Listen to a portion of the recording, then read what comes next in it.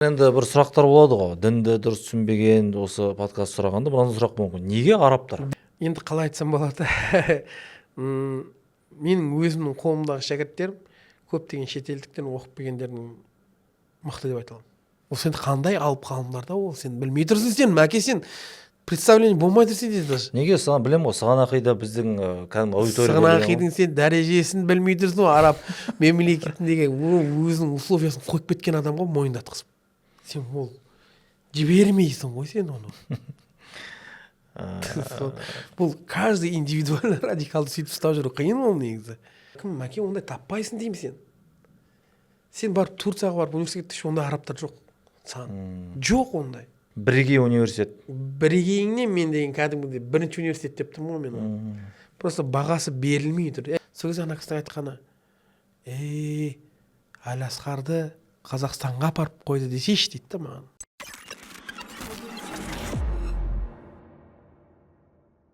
Ассалаумағалейкум, Ақшам подкастынан көрермендері. Міне кезекті біз түсіріліміміз бастағалы отырмыз. Алматы қаласында Нұрмұбарак университетінің ұстазы, жалпы әлеуметтік желіде Нұржан ұстаз деп әлеуметтік желіде білеміз. Нұржан Айдарұлы Смағұлов ұстазымызбен бүгін керемет подкаст жүргізгелі отырмыз.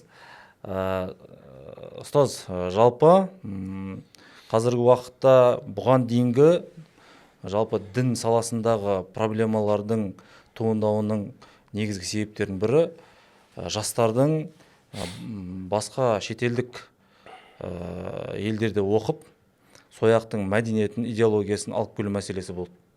Ол кәдімгі осы күнге дейінгі идеологияның қазіргі деструктивті ағымдардың таралуындағы проблемалардың бірі. Осыған байланысты әлі де біздер дін мәселе зерттеу орталығы ретінде бұл ақпаратпен, бұл жағдаймен танысамыз, міндетті түрде оны саралаймыз, қараймыз. Сол кезде жастардың қызығушылығы әлі де басылмай тұр. Неге? Олардың ойлауынша, олардың айтуынша, жалпы елімізде дұрыс дін саласында білім беретін негізгі фундаменті қалыптасқан оқу орындары жеткіліксіз деген банаға тұжырымдарды айтады. Жалпы осыны сізді шақыру себебіміз, сіз білеміз, Нұрмұбарак университетінің түлегісіз. Осы яқта барлық білімді осы университетте алып жүрсіз. Жақын арада диссертация қорғап жатырсыз. Ол бөлек әңгіме, ол әңгімеге келеміз.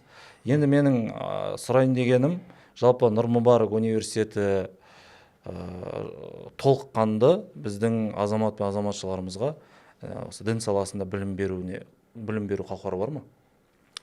Бисмиллахир-рахманир-рахим. Алхамдулиллахи раббил аламин. Уассалату вассаламу аля сайидина Мухаммад ва аля алихи сахби ажмаин. Мәке, негізі мен шәкірттерге баяғыдан айтатын нәрсем, сен қаяқта оқисың емес, сен кімсің, сен қалай оқисың, соған байланысты ғой. Негізі разница жоқ. Қай жерде оқисың, бір белгілі бір ілімнің дұрыс сенің үлкен дәрежеге жетуі бір мекенге не болмаса бір амалға байлап қою дұрыс емес та. Менің айтпағым, қазіргі уақытта жастардың логикасы, шетелге шықсам білімді қаттырақ аламын деген. Бұл неге ондай болу керек логика? То есть сол кезде обязательно бір жерде шығып барып қана білім келеді деген сөз ба? То есть егер біз ілімнің, жақсы ілімнің себебі бұл шетелге шығу керек десек, онда шетелге шыққанның бәрі дұрыс болу керек еді негізі. Мен саған айтайын, мен осы жерде оқып жүрмін ғой, Нұрмұбаракта, шетелді көрген мен негізі. Бірақ мен оны қалыптасып алғаннан кейін көрдім, шетелдік шейхтарды да көрдім, мен бәрін көрдім. Қай елдерде болдыңыз? Мен енді сириялық шейхтардың алдында отырдым, және мысырлық шейхтардың алдында отырдым. Мысырда болмадым, бірақ мысырдағы үлкен шейхтардың алдында отырдым. Содан кейін ирандық шейхтар бар, фарсылық, солар менде отырдым. Жалпы отырдым ол алдарында ше. Сириялықтардың алдында отырдым. Сол кезде мен өзім ойладым да. Мен уже сонан кейін сырт олардың алдына отырған кезде қалыптасып алған да менің уже ілімім. Баға бере алатын жағдайда болды. Иммунитетіңіз бар. Сондықтан мен қарадым да, Нұрмұбаракта болып жатқан шейхтар бар ғой. Сонымен сырттағы шейхтардың қандай айырмашылығы бар дедім мен. Баға бердім мен. Қазір мына сыртта оқып жатқан әрбір бала, шартта оқып жатқан өзінің шейхін мақтағысы келеді. Өйткені сода оқып жатыр ғой енді. Мынандай шейхқа қол жеткізу қиын, мынандай, әрбір бала сөйткісі келеді. ол мақтанғаннан кейін адамдарға сөйтіп көрінгеннен кейін көресің не бар,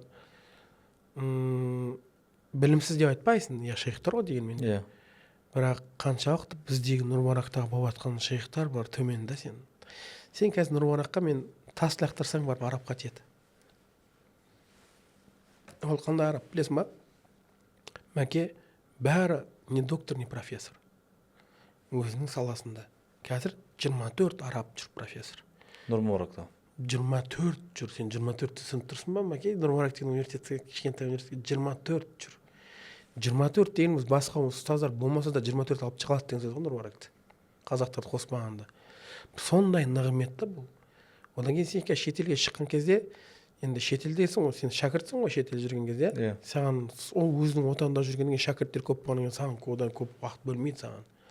Бірақ біздің Нұрбарақтағы болып жатқан жағдай, әрбір шейхті ұстап, әрбір маманы бойынша, әрбір несі бойынша кітаптан сұрап алу мүмкіндігінің болуы, даже кейде арабтар сені іздеп келеді ғой шәкірттерді. Кім бәрі сабақ. Қазір бізде қосымша алатын араб шейх классикалық әдебиетпен отырайын десе, алатын шәкірттер алып келе алмай тұр ғой. Мен дайынмын дейді. Қайсы дейді? Үлкен шейхтар кәдімгі. Мен өзім мойындалатын, бізде мысалы үлкен шейхтар бар, Абдул-Али, Ибрахим Шабан, әлемдік уровендегі ұстаздар. Әлемдік, мысалы қазіргі уақытта Хамза Бакри, Саид Фуда дегендер жүр ғой. Иә. Ана кісілердің ілімдері көп болмаса төмен емес. Бірақ қолданбай жүр да. Сондықтан мен қазір айтам, бекер шәкірт сыртқа шықса келем дейді. Мынандай жағдай ұйымдастырып бара жатқанда Қазақстан қазірше мынандай шейхтармен просто алатын бала жоқ қой. Бала алып келе алмаймыз алдына. Бар бірнеше балдар алып. Мына араб ұстаздардың ең деңгейі қандай? Мысалы ғылыми деңгеймен қарайтын болсақ. Егер мен мысалы қазіргі ақида тұрғысынан салыстыратын болсам, бізде бір Абдул-Али деген ұстаз бар да. Мен мысалы Хамза Бакри ұстазды да көрдім, сөйлесіп, видеоларында танимын, ол кісімен байда сөйлесіп көргем. Қазіргі әлемдік дәрежедегі мақтанатын бәрі Хамза Бакримен мақтанады да. Қателеспесем, ол келіп кетті да. Сол кезде мен сөйлесіп көріп қалдым. Видеоларында білемін ғой, сабақтарында. Бізде Абдул-Али деген ұстаз бар. Абдул-Али деген ұстаз бізде қазір ақидадан беріп жатыр. Сондай ғананың білімі. Мен маманы ретінде, мен еще ақиданың енді маман деп ауыстырып айтпай қояйыншы, бірақ енді өзін позиционировать жүрмін маман деп. Енді классикалық әдебиеттерді оқып алатын адам ретінде мен қазір мысалы тапсырып отыр Адилля деген кітаптан сабақ беремін. Одан беру қиын негізі. Тағы да мынау шарх Ахуйдың Насафи бар, Тафтазани шархы, одан беремін. Атимат деген кітаптар мен шәкірттер тәрбиелеймін. Тәрбиелеп шығып ижаза беремін да. Менің ілімім ақидада мен бар да, мен білемін. Енді сол маман ретінде мен бағалап тұрмын. Ана Абдул-Али деген біздегі істеп жатқан ғалымның шейхтің ілімі мықты. Өте мықты. Ананы просто танытамай жатыр ғой, танымайды. Бірақ ананың білімі деген тау ананы. Мен анамын одан мойындамаймын негізі. Ана кісі сондай мықты да. Сондай дәрежедегі ұстаз бізде жүр да. Мен өзім ойлаймын, басқа шетелдегі ұстаздардан ол төмен емес, артық болмаса төмен емес. Мәке, қазіргі уақытта фих тұр бізде университетте. Бізде қазір университетте қосымша сабақтар легі жүріп жатыр. Мен ана шәкірттерім бар, осы оқып жүрген кезде мен айтқам, қолданып қалыңдар, мына нығметті қолданып қалыңдар деймін, арабтардың алдына отырғызатын да. Кейін осы кетіп қал, о шәкірттер сыртқы оқуға кетті, маған жазады, ұстаз, шынымен де бағаламапты қой деп. Сырттағы шейхтар дұрыс көңіл бөлмейді. Сырттағы шейхтар аз. Сырттағы ондай сен ала алмайсың, аудиенция бар ғой, отырып алып алдында сен ондай ала алмайсың сен. Қазір біздегі Нұрбарақтың нығметін біз түсіне алмай тұрық қой. Қолда бар алтынның қадірін білмейді. Біле алмай тұрық. Сен классикалық әдебиет па, біреудің ойлары айтатын шығар, Нұрбарақта қазір шетел қазіргі современный нәрселерді үйретеді. Сен Нұрбарақта классикалық әдебиетке отырғызатын шәкірт таба алмай тұрық қой біз.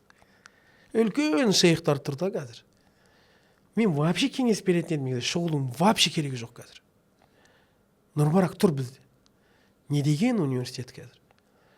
Сондай жағдан қайыққан бәрін ұйымдастырып. Араб тілін дамытын келе ма? Араб тілін спокойно дамытасын. Мен араб тілім осы Нұрбарақтан шыққан ғой. Мен өзім араб тілім Нұрбарақтан шыққан. Қанша мен шәкірттерді білем, біздің магистратураның жағдайы шетелдегі университеттердің көбінің магистратураның жағдайынан үлкен дәрежесі мен өзім сөйтіп баға бере аламын. Мысалы, Турцияның магистратурасы түсіп кету спокойно, қатты қиын емес. Біз магистратура қиын негізі. то есть ілім дәрежесі деңгейі. Сондықтан да мен айтпағым, бізде қазір әлемдік үш университет әлемдік дәрежедегі ұстаздар келіп істеді. Қазір Ибрахим Шаабан Муршиди деген бар, жақсы үлкен ұстаз, ол Мысырда да таниды, Дарул Ифтаның несінде істеген, фәтуа беретін не бар Мысырдың, сол жерде істеген мысалы. Қаншама әлімдер таратып жатыр қазір. 6-7 қираттан ижазасы бар Құраннан, қазір шәкірттер тәрбиелеп жатыр. Үлкен шейх кеп бізде істеді. Яхия Абдул Мубди деген кісі істеді, Мадих деген ақидадан маман болды, оның алдында үлкен шейх. Шишини деген ұстаз келді, қазір усул фихтан өте маман. Сондықтан да мен қазір түсінбеймін, неге шығасың сен сыртқа. Енді егер көбірек, мен тек шәкірттеріме айтамын, бәлкім сен Қазақстанда жүріп, үйінде жүрген кезде, үйде адам қалай енді, үйде жүреді ғой, үйден келіп жүрген кезде, үйдегі достардың қасында болуы, қыдыруы, несі тиіп қалар оқудан деймін да. Сондықтан да сен ана алысқа кеткен кезде бөлектенесің да, кішкене достарың болмайды, сабақпен айналыса аласың да. Сол тұрғыдан болатын болмаса, негізі бір білім артық шетелде деп айту мен айта алмаймын, аузым барамайды негізі. Енді мынандай сұрақ келеді, қараңыз. Иә. Шетелден оқып келген, банағы магистратура болсын, оқып келген азаматпен азаматшылығымен сөйлесесіз. Иә. Біздің мына университетте оқып жатқан студенттер, екеуінің мәтін оқуы, мәтінді түсінуі мәселесі айырмашылық бола ма? Енді қалай айтсам болады? Менің өзімнің қолымдағы шәкірттерім көптеген шетелдіктен оқып келгендердің мықты деп айта аламын. Менің алдымда шетелден оқып келгендер де отырады. Керемет. Менің алдымда қазір мысалы жаз келген кезде болады шәкірттеріне, Турцияда оқып келген шәкірттер келіп отырады, оқып жатқандар келіп отырады, Мысырдан келіп оқып жатқандар келіп, бәрі шәкірттер ғой. Шетелде оқып жатқандар келіп отырады. Менің алдымда диубанттар бар ғой, сол жақта оқып жатқандар келіп, жазда келіп, ұстаз сізге қатысайықшы деп келеді олар. Оқып жатса да. Немесе бітіргендер болса да келіп қатысады. Сол кезде менің шәкірттерім бар ғой, өзім тәрбиелеген. Басқалармен салыстыратын болсам, әлде қайда. Енді сондай қылып бергенбіз да, енді ілімді ше, университет Нұрбарақ бергенде анан. Мен кез келген шетелді мәтіндерін шетелде оқып келген кез келген адам шашылады деп айтамын. Иә, әрине бар ғой олардың ішінде, шетелде оқығандардан да мықтылар көп шығады, мықтылар бар, оны жоққа шығара алмайсың сен. Айтып тұрмын ғой, адамның өзіне байланысты. Бірақ мен бізде оқығанда төмен болып қалды деп айта алмаймын, мүлдем.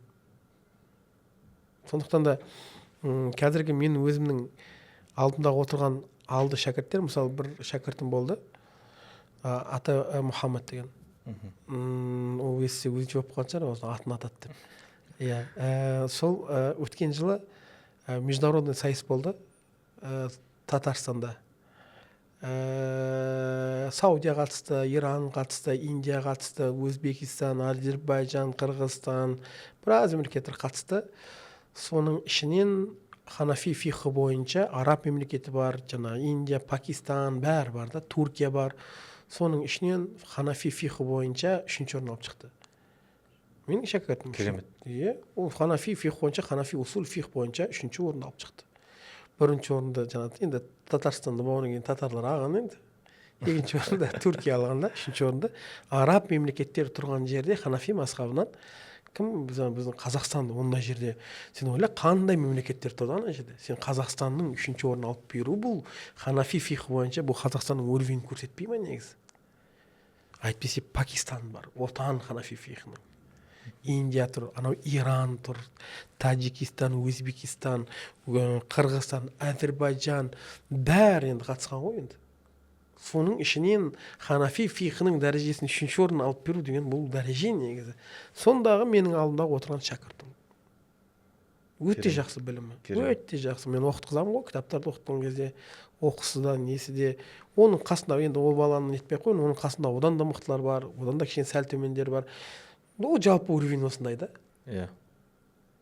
Сондықтан да мен айта аламын, ешқандай бір қатты не жоқ сыртқа шыққаным.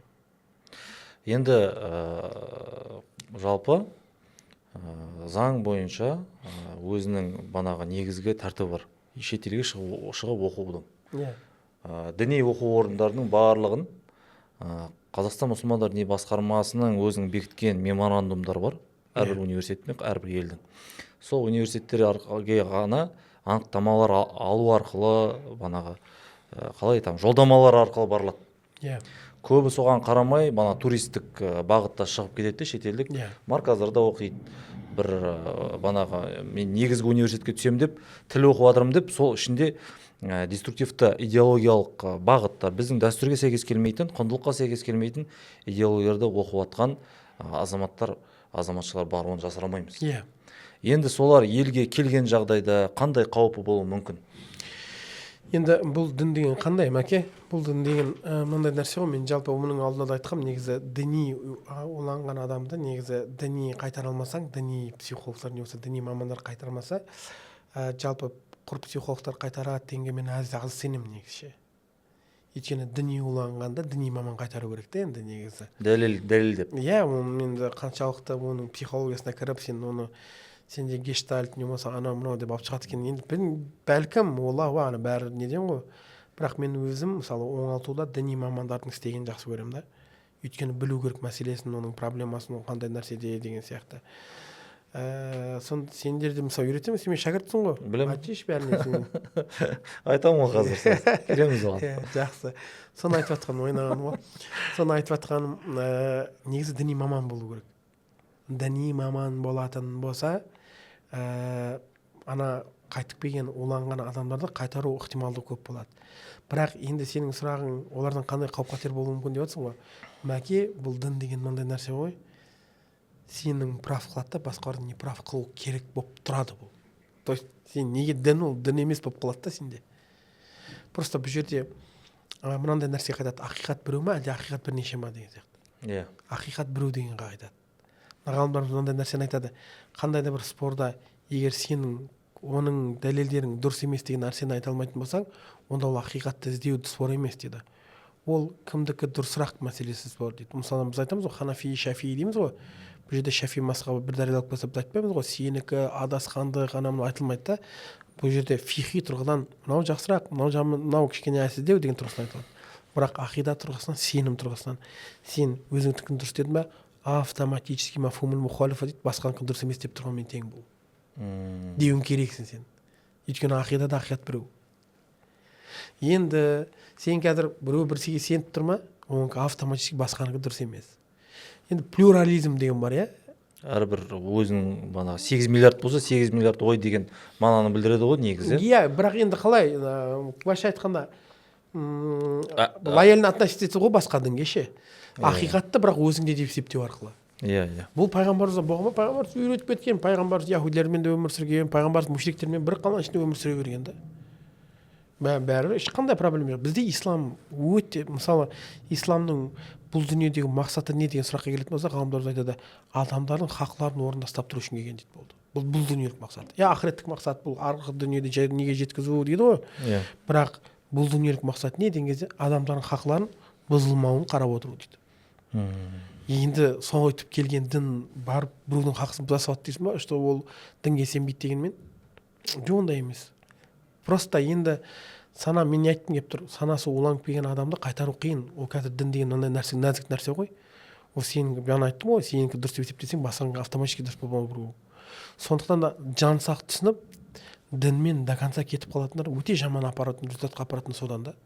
Былайша айтқанда, діннің бір жаман жері дұрыс дін емес, жалпы дін деген мағынаның сені ешқашан қайтару мүмкін емес ықтималдық болып қалуы мүмкін да. Бұл сен айтасың, мен сенемін соған деп. Қазіргі сол проблема сол ғой. Бірінші келін кім бетін бірінші ашады деген мәселе де бар да.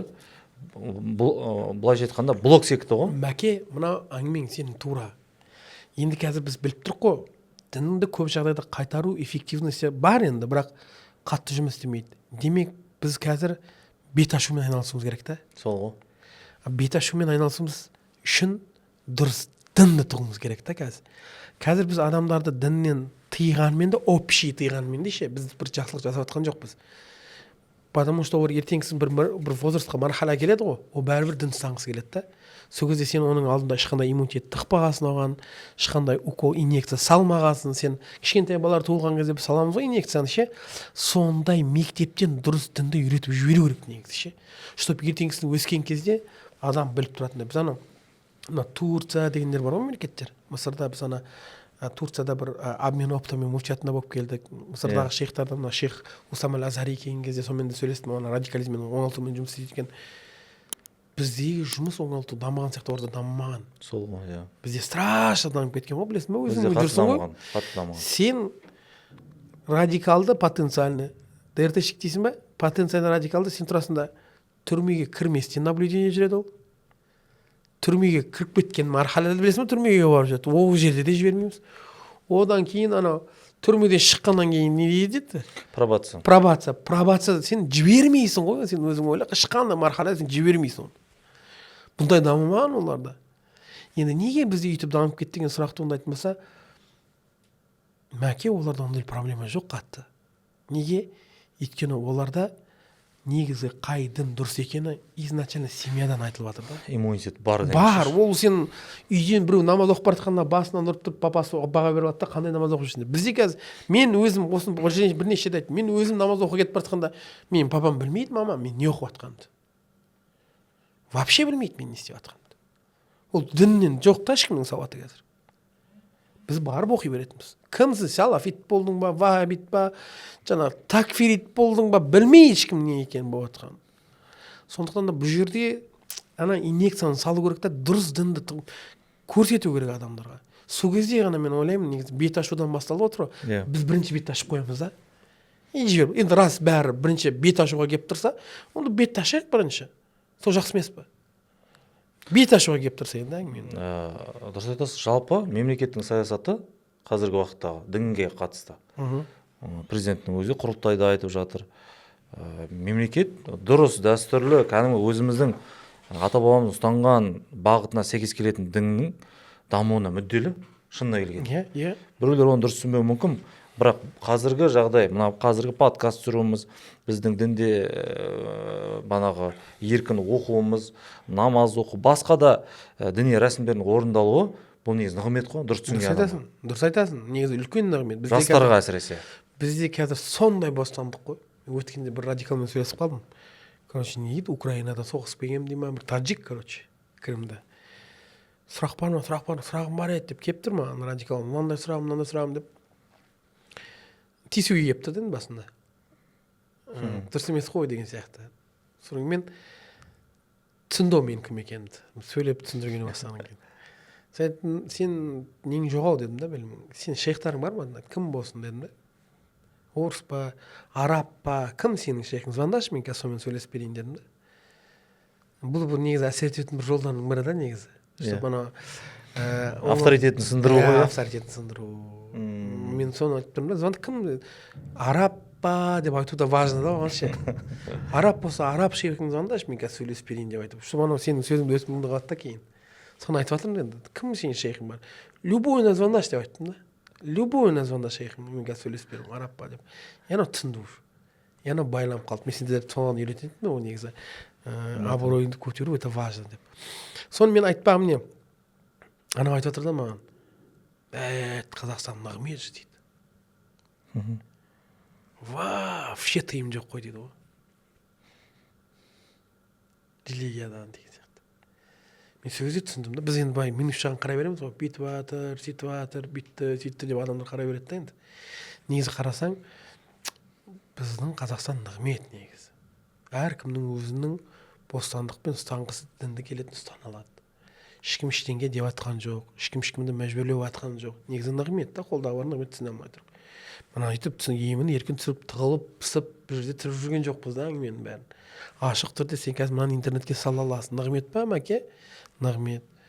Сондықтан да кейде бір былай жағынан да қарап кетсең, бізді қысып жатыр, үйтіп, кейде асыра сілтеу ма деп ойлаймын. Асыра сілтеу.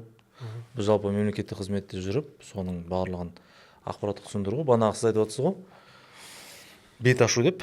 Бет ашу ол мемлекеттік қызметте мына дін мәселе зерттеу орталығының ақпараттық түсіндіру деген бөлім бар. Яғни ауам халыққа дұрыс ақ пен қараны түсіндіру шығып. Түсіндіресің. Мектепке барасың, университетке барасың, қайда бармайсың, барлығына барасың. Бұл қызмет біз атқарып жатырмыз. Сондықтан сіз айтқандай біздің деструктивті ағымдармен күресу, олардың алдын алу мақсатындағы жұмысымыз әлдеқайда дамып кеткен. басқа банағы көрші елдермен де салыстырғанда Иә. бізге тіпті кейбір басқа елдерден де тіпті Америкадан да келген Иә. зерттеу орталықтарына. Сонда біздің жұмыстарымызға олар оң баға беріп кетті. Енді біздегідей неге десеңіз, біздер басында сол жіберіп қойдық қой енді мына идеологияны. Содан кейін бұның алдын алмасақ өте үлкен соққы болатынын біз алдын ала түсініп қойдық қой. Сондықтан да болар деп ойлаймын. Жақсы. Көп рахмет. Өткенде де бір сіздермен оқып жүрген бір психолог кісі айтып еді ғой, тоже шетелден келді, тоже психологтар деп. Бірақ қарасаң бір тұшымды дүние. Енді бұлар шетелден келгеннен кейін өздерін көрсетеді де, көп нәрсе біліп жатыр деп. Былай қарасаң, бірақ Қазақстанның опыты, мен өзім лично мен көргем да, орда біздікіне опыт жоқ басқа елдерде. Біз деген, сен айтып тұрмын, сен мән берші, біз деген радикалды бар ғой. Түрмеге дейіннен кіргеннен кейін шыққаннан кейін де жібермейміз ғой. Сол. Сен ол жібермейсің ғой сен оны. Бұл каждый индивидуально радикалды сөйтіп ұстап жүру қиын ол негізі. Сондықтан мен мына кейде істеп жатырмын, теолог бауырларымызға мен негізі алғысын айтып келеді кейде ше, действительно жұмыс қой, адресатный жұмыс деген бар ғой, өте ауыр. жексұрын жұмыс кейде болады, барып неге шақырады, базарға шақырады деп ше, базарға шақырады, қайда сөйлесейік деп айтсаң, базардан жұмысқа келе берсейші деп айтады. Жұмысқа келіп барып сөйлессең, айта бер деп жұмыс істеп тұра береді дейді, ана жерде төмендей бересің дейді анау. Сол. Яғни бірақ сонда да барып жұмыс істейді, анау үйтеді. Ол теологтың негізгі мақсаты дұрыс дінді түсіндіру, оны бір жазалау, оны бір шектету емес. Иә. Бауырым, сен дұрыс түсін, сол біздің үшін құндылық негізі мынандай деген секілді. Енді университетке оралайық, ұстаз. Университеттің мына басқа ислам тану бізде бар ғой, мысалы Казгуда бар, қазақ ұлттық Әл-Фараби, сосын шатаспасам Яссауи университетінде бар. Сол арасында студенттердің бір манағы тәжірибе алмасу, келіп білім алу мәселелері бар ма? Қарастырыла ма? Бар ғой деймін, біздің университеттің бағдарламасын көру керек, бірақ мен айтпағым, Нұрбарактың бере алмайды. Енді басқа университетке сын болмасын, бірақ енді қазіргі уақытта классикалық әдебиеттер дейміз ғой, енді араб тілі деген сияқты мамандардың болуы басы Нұрбаракта үлкен ғой. Енді айтып тұрмын жаңағы 24 араб деген өткенде қаяқта әлем бойынша Әл-Асқар университетінің профессорлары 24 болып бір университетте істеп жүр ғой. Біз негізі әлем бойынша үшінші ақ па екінші ақ университет болып екенбіз. Сонда числомен. Яғни Эфиопия ма, сол жақта бір университет бар деді, ол жерде бір 70 араб па істеп жатыр деді. Әл-Асқарлық. Бірақ бізде 24 үшінші орын деді ма әлем бойынша, мен таңғалдым өзім. Әлем бойынша Әл-Асқарлық университеттің профессорлары арабтары істеп жатқан саны бойынша көп университет әлем бойынша 3 па сондай біз. Мен шатаспасам, өткенде біреулер айтып қалды да. Әдемі көрсеткіш екен. Мәке, ондай таппайсың деймін сен. Сен барып Турцияға барып университетте ондай арабтар жоқ. Жоқ ондай. Енді біз енді араб тілі ғой, енді біз мәселен неге қазір енді бір сұрақтар болады ғой, дінді дұрыс түсінбеген осы подкаст сұрағанда мынандай сұрақ мүмкін, неге арабтар? Дәл сен әңгіме неде? Әңгіме енді мысалы біз қазір Құранның тілі араб тілі ма? Бір араб тілін құрмет дегеннен пайғамбар саллаллаху алейхи айтады, арабтарды құрметтің қажеті жоқ дейді, тек қана менің себебімнен және Құран араб тілінде түскен дейді. Болды. Ол бір араб тіліне бір неткеннен де емес та бұл. Сен біздің ата-бабаларымыз ол араб тілін оқығандар да. Оны бір араб тілінің құрмет дегеннен емес қой, енді ол жеке бір ұлттың тілі ретінде да, ол біздің діннің тілі ретінде болғаннан кейін құрметтейміз. Енді онымен күнде сөйлесіп жүрген адам болатын болса, неге сен содан алмасқа да? Май ішін біліп тұр ғой. Мына араб тілінде мынандай нәрсе бар да, егер қандай да бір сөздің мағынасын білгің келетін болса, онда араб тілінің бір шаир дейді, жазушылар бар ғой, сол қолданды ма, қолданбады ма қара дейді да. То есть енді ол қалай? Дегенмен де сол тілде сөйлеп жүрген адамдар ғой, носитель языка дейді ғой. Бірақ мен саған айтайын, араб тілінің кереметтігі әлем бойынша араб тілінің аталары Сибавайхи деген бар, Замахшари дегендер бар да. Арабтар емес бәрі. Араб тілінің құдіреті сол да. Бәрі не фарси, не түрк.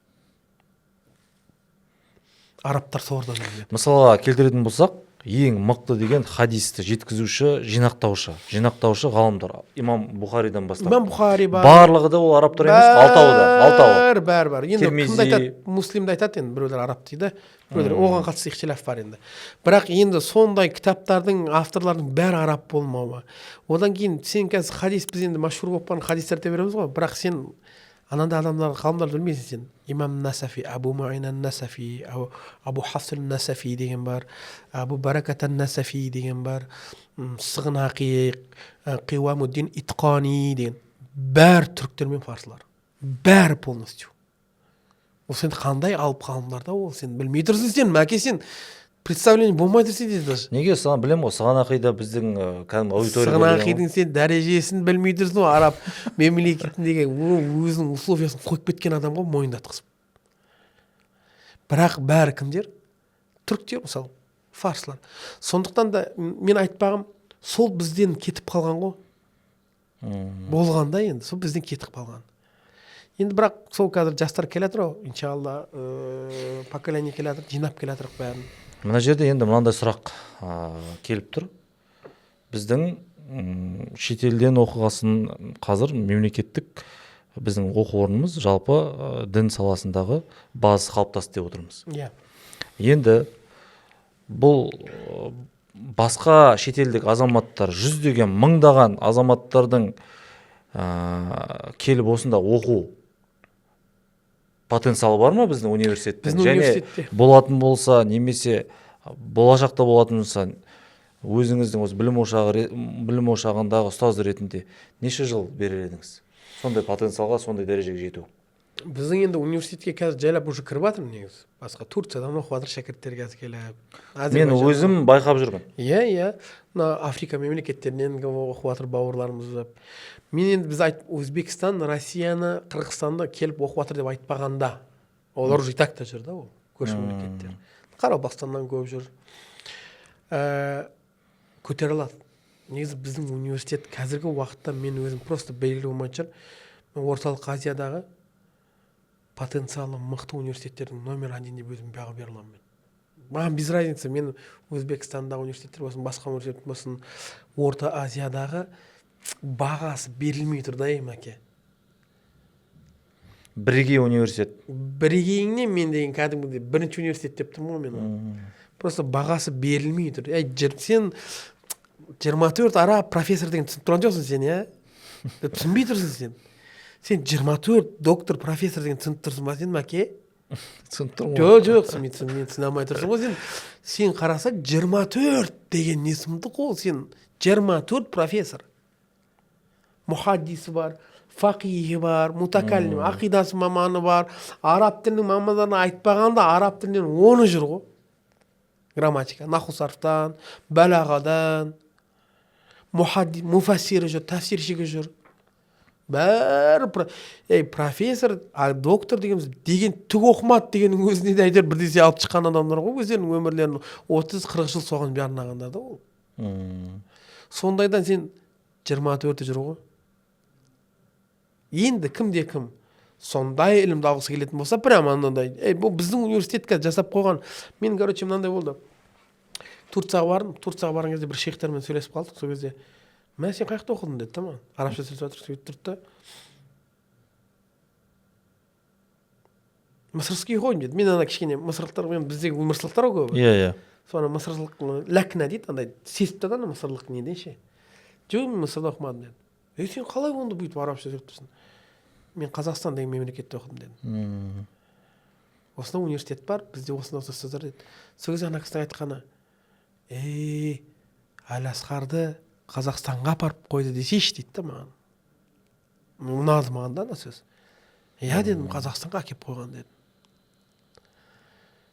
Ол сондай нағмет. Мәкем, мен енді, сен білмеймін қаншалық не, мен негізі арабша сөйлесе алатын адамдардың арасында төменгі дәрежеде емеспін. Жақсы сөйлесетіндердің қатарында жатқызуға болады ау мен деп ойлаймын. Мен енді сәл пәл өзім қарапайымдық салып тұрмын қазір, негізі мақтап қоямын деп ше.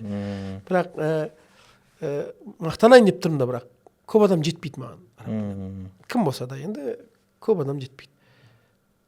Мен Нұрбарактан алғанмын болды ғой. міне ғой нүктесі, Мен Нұрбарактан алғам болды. Енді біреу тұрып менің араб тіліме нетем десе, мен білетін адамдар біледі ғой негізі менің араб тілімді. Көп адамдар. Бірақ соны мен айтпағым. Маған ешқандай нәрсе керек болмады. Бізде қазір көп студенттер жүр ғой. Ойбой, арабшалар бар ғой. Суан аладым. Нұрбарактан алған болды. Енді жалпы жас ғалымдар үшін, бізде бар ғой жас ғалымдар. Иә. Ғалымдар үшін университеттің қолдауы қаншалықты, деңгейі қаншалықты жоғары немесе орташа? Нұрбарак қазір өте қолайлы жағдай жасап жатыр. Мысалға? Қазір мысалы кім өзі академично оқимын десе, мысалы, жалпы болады ғой, тасауыр қалыптастыру, араб тілін маманы болу деген сияқты, переводчик болу деген сияқты, теологтар болу деген сияқты үлкен университетқа, үлкен біріншіден ұстаздардың базасы өте жақсы, опытный ұстаздар. Сендердің теологиядан беретін ұстаздарың қандай опытный мәселен. Иә. Екіншіден, бізде қазір Нұрбаракта қосымша жүйе деген бар. Соған алғыс айтқым келеді. Қосымша жүйе деген негізгі университеттің бекіткен сабақтарынан бөлек. Иә, ол университет қалыптастырған администрацияға өте алғысымды айтқым келеді. Негізше шәкірттердің деңгейін классикалық араб тілінде жазылған мәтіндерге кіргізуіне сеп болып жатқан сол жүйе негізі. Бізде қанша шәкірттер тәрбиеленді, ілім деген, жаңа айтып отырмын ғой, мықты Қазақстанның абыройын көтеріп алып келген бала сол қосымшаның несі негізі. Түлегі да ол. Иә, сондықтан да көп деген нәтиже қосымшаның несінен шығып жатыр. Енді университеттің бағдарламасы, конечно, өзінше бөлікті, бірақ дополнительно беріп жатыр да еще. Енді мысалға қанша университетте оқып жатыр студенттер. Осының ішіне өзіңіз сабақ беріп жүргенде, ақида мәселесіне сабақ беріп жүргенде, сол деструктивті ағымның жетегінден келген, немесе сол идеологияны ұстанған, солай үйренген студенттерді бір кәдімгідей мына матурidi сеніміне кәдімгідей түсіндіріп жіберген оқиғаларыңыз болды ма? Мойындап университетте кездесті ме сондай? Университетте кездесті. Неге десеңіз, мен кейбір банағы бір тенденциялар байқадым. Танымал адамдар, ол білем, ол матуридиді мойындамайды. Мысалға, мен плюс бір теолог деп, Нұрбарак бітірдім деп шығып жатқан. Бірақ ол кезінде ол матуриди кім ол мен үшін деген адам болды. Сен жаман негізі әңгіменің басын аша деп тұрсың. Неге десеңіз, біз уайымдаймыз. Біз шет жақтан соларды көреміз де, сонда қалай біздің ұстаздардың алдына ақида мәселесі өтпеген ба? Әлде қалай? Ол кісі ондай кісілер менің алдыма лично отырмаған, мен алдымда отыратын болса, мен оның дұрыс емес екенін өзім бетіне басып айтып беретін едім. Білім жоқ, сөйтіп айту ғой ол. Түсініп тұрсың ба? То есть мен айтпағым, кім-кім, матуриди мазхабы дұрыс емес, не болмаса философ, анау-мынау дейтін болса, білімнің несі жоқ ода. Ол екі әріптің басын құрай алмайтын адам любойын сұрап кел. Екі әріптің Қазақстанда жүргендер сөйтіп айтатындар. Егер жоқ, мен дайынмын сөйлесуге, матуридидің дұрыс еместігін дейтін болса, мен отырмын, ашық заявляйма, маған кесін, маған дәлелдесін. Мен сол матуриди мазхабының артынан мен сөйлесіп берейін. Ері керек болатын болса. Білмеймін ғой, енді мүмкін осы университетте оқығаннан кейін ол түсінді. Одан кейінгі бәлкім, бірақ оның алдына әңгіме, заявление бұл негізі не тұрғысынан болды. Кім-кім боша айтқым келіп жатқаны, кім-кім заявлять етеді, то что матуриди дұрыс емес деп, именно Қазақстанда именно қазір есі бармаған ақиданың дәмін сезбеген адам ғой. Егер жоқ, мен сезіп тұрып айтып жатырмын десе, енді біз дайынбыз мен сөйлесуге. Мен лично өзім атымнан дайынмын сөйлесуге. Енді матуриди сенімі ең негізгісі ол ақыл мен нақыл ғой. Ақыл мен нақыл да сол ғой шариғат деген. Иә. Енді біздің уақытымызда таяп қалды. Бұл мәселеде айта беретін болсақ, әңгіме көп, кешеден отыратын сияқтымыз. Иә. Нұржан ұстаз. Енді соңғы сұрақ деп айтайын. Біз бұл банағы дәстүрлі жалғасу, дәстүрлі тізбек деген мәселе бар. Бұрынғы біздің алашықтардың оқыған, дін саласында оқыған білімі, қазіргі тәуелсіз елдегі Нұрбарактағы мысалға, басқа да саладағы университеттердің былайша айтқанда қарым-қатынасы бар ма, немесе байланысы дейікші. Бұрынғы алаштықтардың алған білімі, олардың негізгі ұраны еліміз зайырлы болу керек, мемлекетте діни бір жүйе болу керек, бірақ ол зайырлы мемлекет болу керек деген секілді идеологияны қалыптастырды, былай қарасаңыз. Енді сол қазіргі уақытта біздің университеттердің байланысы бар ма? Чак, мен сұрағың тәпсір керек екен де. Оны неге сұрап отырмын? Сіздердің мына диссертацияңыздың қателеспесем, шәкәрім жөнінде. Енді былай қарасаңыз, ақида мәселесінде өзіңіздің білім саласыңызда былай қарасаңыз тақырып көп қозғайтын. Неге шәкәрім? Мәке, мен жалпы негізі қалай айтсам екен, негізі білмеймін, бірақ мен қазақтың ислам өркениетін әлемге шығарғым келеді. Әрдайым мен сондаймын да. Біздің де ғалымдарымыз бар деп айтқым келеді да мен. Неге? Мысалы, Өзбекстан мақтанады, Қырғызстан мақтанады дедім. Біздің тарихымыз үлкен ғой негізі исламның. Сондай бір тұлғалардың бірі ретінде құны берілмей қалған Мәке, бұл шәкәрім сендер білмейсіңдер. Шәкәрім танымайды ондай қырын. Мен қарап шыққанда айтқырын. Шәкәрімнің мұсылмандық кітабы деген еңбегі бар. Сен фиқ кітап көргенсің ба, қазақша фиқ кітап? Көрдік қой. Түсіпхан имам Мәдидің фиққа кіріспе. Ол бар, көп қой. Кіріспе ғой енді біздің оқығанымыз. Жоқ, ол тағы да фиқ кітаптар көп қой. Нұрлан Нарбаев ұстазымыз бар, Ерлан ұстазымыз бар, Қарачолбай ұстазымыз бар. Жоқ. Анау енді действительно кітаптар Шәкәрімнің қамтыған мәселелері, сауда-саттыққа кірген, аңшылыққа кірген, шариғи тұрда. Сен білмейсіңдер оны. Ханафи мазхабының последний муджтахид Ибн Абидин деген ғалым бар, әлемдік тұрғыда мойындалатын оның кітабы не деп аталады? Дурул Мұхтар деп аталады. Анау қалай айтсам екен, Хашят Ибн Абидин. Әлем бойынша Ханафи мазхабының қайсы үкімі дұрыс деген шатасулар болады ғой. Сол кітапқа қайтасың. Бүкіл бір ауыздан араб бәрімен мойындалған кітап бар да Хашят Ибн Абидин. Соның иесі Ибн Абидин соңғы муджтахид деп аталады Ханафи мазхабы. Соңғы муджтахид. Иә, соны Шәкәрім өзінің кітабында тұрады да, замандас почти. Шәкәрім ананың. Естіп айтады, Ибн Абидиннің сөзі тура емес дейді. Тура емес дейді? Иә, ол қандай дәрежеде болу керек сөйтіп айту үшін. Бағасы берілмей тұр деймін Шәкәрімнің. Спокойно тұрады да, Ибн Абидиннің сөзі тура емес дейді. Бір фиқи мәселе анау бізде мылтықпен аңдатасың ғой. Сол кезде анау бисмилля Аллаху акбар айтсаң да ол мал халал болмайды дейді да. Негізі Ханафи мазхабында үкім сондай негізі. Неге деген кезде анау пытра ғой. Иә. А пытра домалақ қой. Иә. Ал ол май сойылу керек қой. Сойылудың шарттарының бірі өткірлік болу керек та. Кесу керек. Иә, анау домалақ та оны қатты тас лақтырыңызға кіріп кететін сияқты да, ол болмайды негізі ол. Сол Ханафи мазхабының негізгі үкімі бойынша ол болмайды да. Шәкәрім мерген болғанда ол ана охотаны жақсы көрген ол. Ол шариғи маман және профессионал ретінде естіп айтып отыр да, Ибн Абидиннің сөзі тура емес дейді. Сол мәселеде. Неге деген деді? Ол мынанда усул фиқта мен сіздерге бір рет үйреткен бар, анау анықтамамен шешу білесің ба? Сол Шәкәрім анықтамамен шешеді. Усулиді анау. Естеді, не ол өткірлік? Соны ойланақшы. Анықтама бергісі келіп тұрды өткірлікке. Не ол өткірлік, Мәке? Өткірлік, кесу, өту. Шәкәрім айтады, өткірлік деген шапшаң қимылдау емес па дейді. Бір нәрсені тез қимылдасаң, бұл өткірлік қой дейді да. Енді анау пытра домалақ болғанмен тез ба? Тез. Болды ғой, өткірлік болып тұр ғой дейді. Бұл анықтамамен шешу дейді бұны. И одан кейін тұрады да, маған сөнбегендер дейді, пәленшенің кітабында классикалық үлкен шейхтің кітабын сілтеме жасайды. Мен оны ұмытып отырмын қазір. Кашфул асрар ғой деймін аты. Лутфуллахи деген ғалымның кітабы болады. Сол жерден барып қарасын деді. Мен барып қарадым. Действительно жазылып тұр ғой. Ол сен қандай шейх болуың керексің? Сен білмей тұрсың деймін уровень. Мәке, сен вообще не болмай тұр, сен представление болмай тұр ше. Ол деген үлкен шейх. Сенің ақидадағы далилу таману деген нәрсе бар. Екі құдай болатын болса, екі көдеу.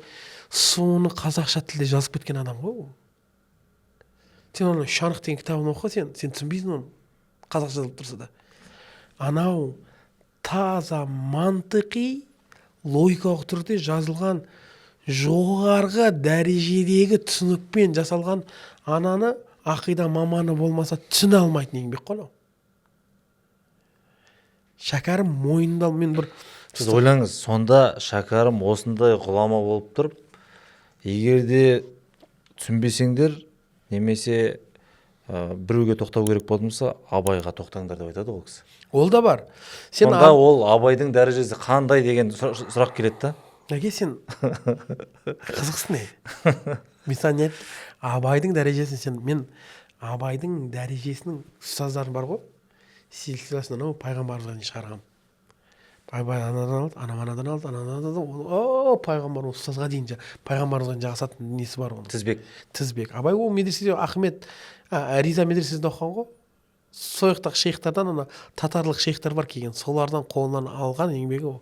Абай Шарх Ақойды Насафия деген еңбек бар. Абай өзі сөйтіп, Шарх Ақойды Насафия деген қиян еңбек, ол қиын шарықтау. Шарықтай алмайсың ананы. Сол Абай сөйтіп мақтанатында, қайсың Шарх Ақойды оқыдыңдар деп тұр. Сөзі бар да. Сен қана ол Шарх Ақойды Насафия оқып жүрген адам ғой ол. Түсініп тұрсың ба оның дәрежесін? Оның қара сөзінде Юсуп жазып кетеді. Алланың сипаты ла хуа ва ла гойруху дейді. Арабша жазып кетеді. Ла хуа ва ла гойруху дейді. Бұл не сөз? Алланың сипаттары заты да емес, одан бөлек те емес дейді. Сен бұл әңгімені білмейсің мәке.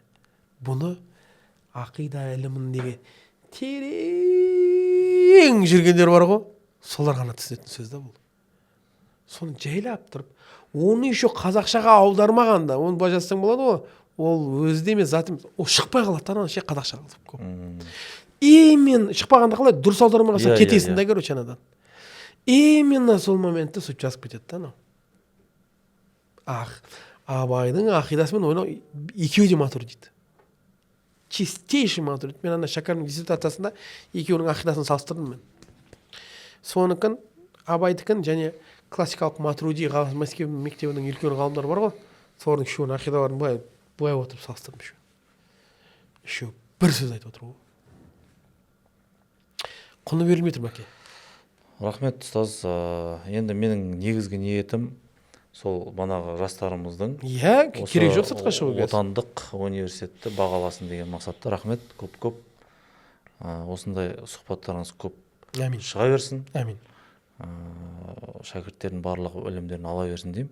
Құрметті көрермендер, бұл мәселеде негізі әлі де айтатын әңгімелеріміз көп еді, бірақ уақыт таяп қалуына байланысты сұхбатымызды аяқтайық. Егер де ұнаса лайк басып, таратып, ары қарай қандай тақырыпта түсіруіміз керек, комментарий жазып кетсеңіз. Қош, сау болыңыздар.